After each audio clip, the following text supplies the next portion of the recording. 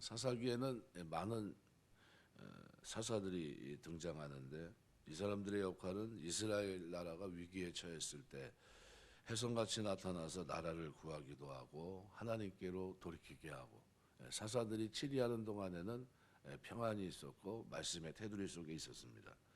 사사시대 이전에는 모세와 여호수아 같은 뛰어난 지도자들이 등장하고요. 모세는 출애굽의 영웅이었고 여호수아는 이스라엘을 약속의 땅 가나안으로 인도하는 중요한 역할을 했습니다. 룻기 이후에는 또 성경에 잘 아는 대로 사무엘 선지자가 등장하고요. 사울과 다윗에게 기름을 부어 왕으로 추대했던 역할을 합니다. 성경에는 시대마다 걸출한 사람이 있었는데 특별히 룻기서에는 없습니다.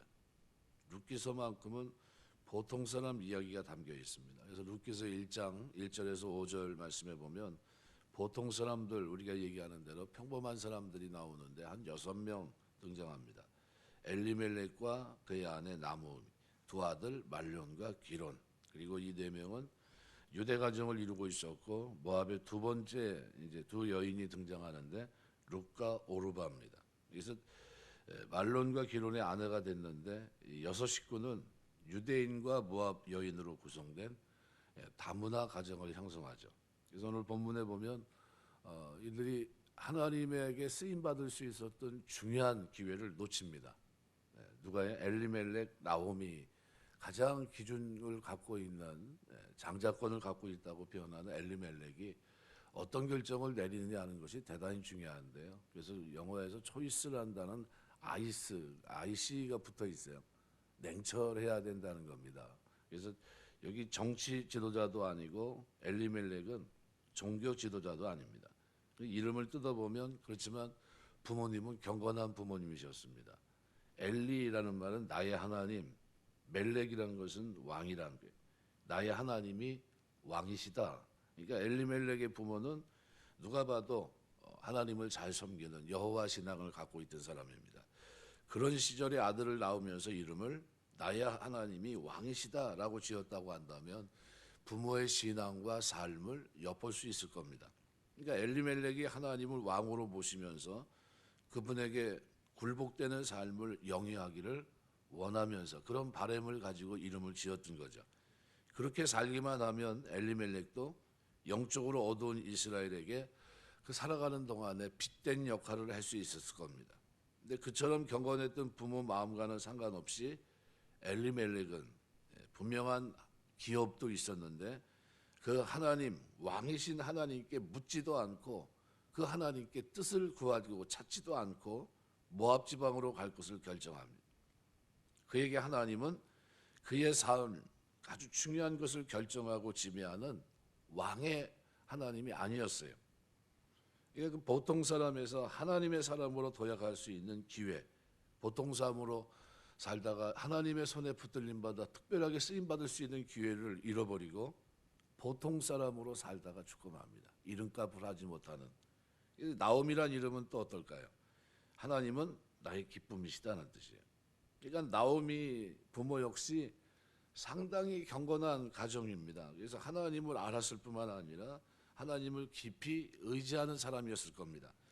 그런 이유로 딸을 낳으면서 부모는 하나님을 기쁨으로 삼며 살아갈 것을 생각하면서 이름을 지어줬던 거죠.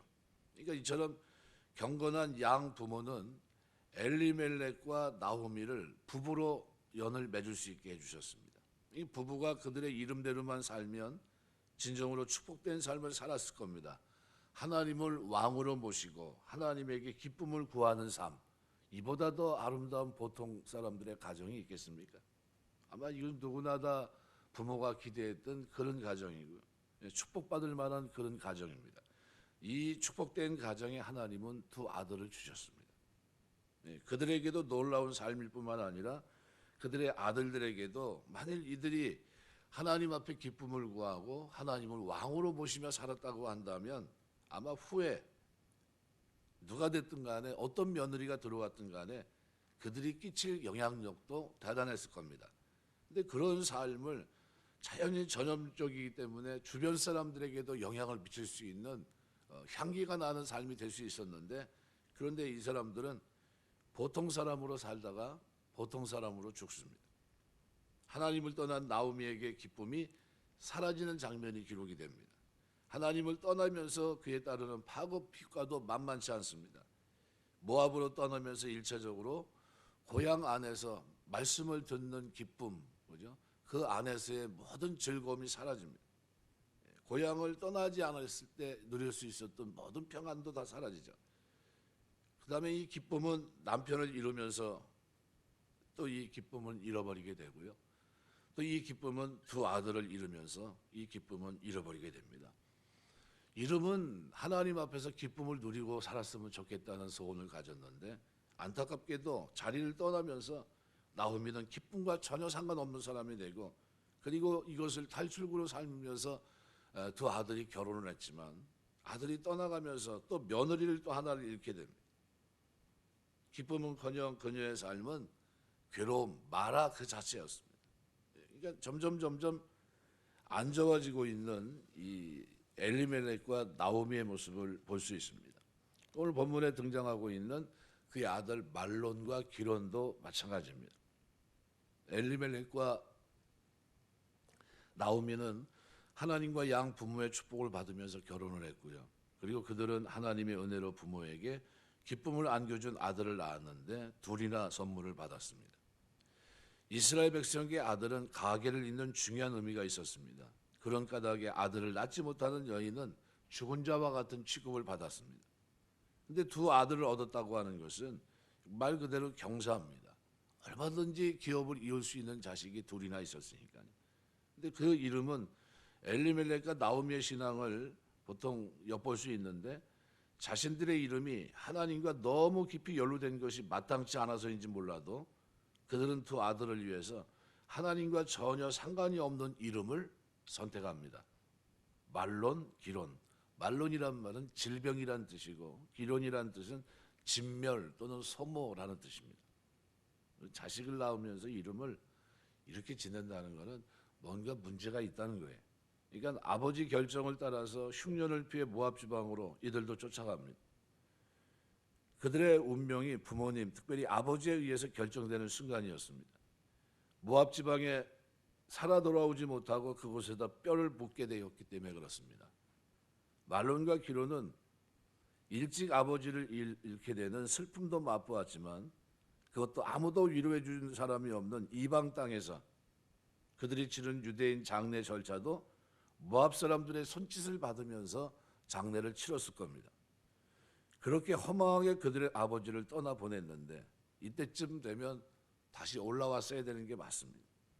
그런데 룻의 결정이나 두 아들의 결정은 뭡니까? 거기서 정착하는 거예요.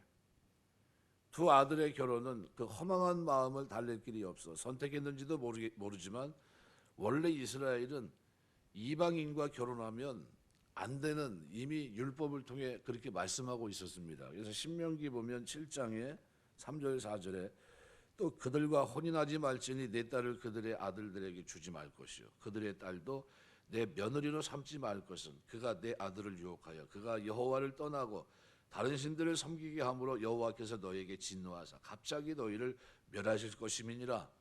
갑자기 너희를 멸하실 것임이니라 이렇게 얘기했는데, 그런데 실제로 그렇게 됩니다.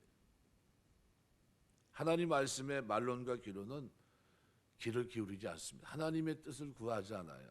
하나님 얼굴을 찾지 않습니다. 그런 결정을 하는데 간접 기여한 장본인은 물론 아버지 엘리멜렉입니다. 엘리멜렉이 그죠? 본을 보여줬기 때문에 그 길을 자식들이 걸어간 겁니다. 아버지로부터 하나님을 경외하는 법을 배우지 못했던 거예요. 우리가 말로써 가르치는 것도 굉장히 중요하지만요, 삶으로서 본이 되는 것은 더 중요합니다. 살아가면서 신앙 안에 본이 되는 여러분 되시길 주의 이름으로 축원합니다. 눈으로 보고 있어요. 멀쩡히 보고 있는 겁니다. 어떻게 사는지, 어떻게 하나님 말씀, 어떻게 하나님의 뜻을 구하는지 들여다보고 있는 겁니다. 그래서 말론과 기론은 결국 하나님 말씀을 외면합니다. 물론 아버지의 영향도 있었지만 중요한 것은 경외하는 법을 배우지 못했다는 거죠. 그뿐만 아니라 말론과 기론은 새로운 환경과 문화에 적응하느라고 많은 모압 청년들과 아마 타협을 했을 겁니다. 거기는 유대 땅이 아니거든요. 거기는 모압 땅입니다. 어제 말씀드렸지만 우상을 숭배하는 곳이고요. 말 그대로 그모스 백성입니다. 산채로 자식을 죽이는, 말로는 결국 롯을 선택하고 롯기 4장 10절, 기로는 오르바를 선택합니다. 그런 와중에도 감사한 것은 그래도 제법 훌륭한 인격을 갖춘 여인을 택했다는 사실이죠. 그럼 롯과 오르바는 어떨까요? 이들도 역시 보통 사람입니다. 만일 이들이 말론과 기론과 결혼하지 않았다면 성경에 기록될 수 있었을까? 불가능합니다. 이 롯과 오르바는 이스라엘 백성으로부터 경멸과 천시를 받는 보통 이하의 사람들입니다. 말론과 기론의 아내가 되면서 성경에 등장하게 된 인물입니다. 이 궁금한 것은 모압 여인이었던 그들이 무엇 때문에 그들 가운데 잠시 머무는 유대인들에게 시집을 갔을까라는 궁금증입니다. 여러 가지 이유가 있을 수 있겠지만 그래도 그들보다 높은 도덕적인 삶의 감동을 받은 건가, 아니면 그들의 종교 생활에 좋은 인상을 받은 건지, 아니면 이스라엘 청년들에 대한 인간적인 매력에 끌린 건지, 아니면 생사화복을 주장하시는 하나님의 섭리인지에 대해서 잘 알지 못합니다. 중요한 것은 하나님은 위기를 기회로 만들어 주신다는 거예요. 버리지 않고 돌이킬 수 있는 기회를 주셨다는 거죠. 그렇게 바꿀 수 있는 능력이 하나님께 있습니다. 비록 하나님이 그들의 결혼은 직접 간섭하지 않으셨지만 섭리하시면서 당신의 뜻을 일고 계셨다고 하는 사실은 부인할 수 없습니다. 그러던 어느 날 롯과 오르바가 결국은 각각 그 남편들이 죽게 됩니다. 롯이 모압에 내려갔다 올라온 게 한 10년 정도 있었거든요. 사실 이것은 굉장히 큰 절망감입니다. 남편도 죽었고 아들들도 죽고, 이때부터 이 여인의 운명은 갈리기 시작합니다. 여기 오르바라고 하는 이름은 고개를 돌리는 자라는 뜻이에요. 오르바는 그녀의 미래 운명을 모압의 풍습, 신에 맡깁니다. 그리고 모압에서 여생을 보내기로 작정합니다. 보통 사람이었던 오르바는 그렇게 보통 사람들의 이야기 속에서 사라지고 다시는 등장하지 않습니다. 롯은 오르바와는 약간 다른 결정을 합니다. 우상을 섬기는 문화에서 성장했지만 말년과 결혼했고 남편이 죽은 후에는 그녀의 인생을 이스라엘에게 맡깁니다. 남편을 잃은 어려운 때 하나님을 의지하는 시어머니의 신앙적 자세에 감동을 받았는지도 모릅니다. 아니면 남편도 죽고 두 아들이 죽는 그 가운데 시어머니가 보여줬던 그 모습에 어떤 감동을 받았는지 잘 모르겠습니다.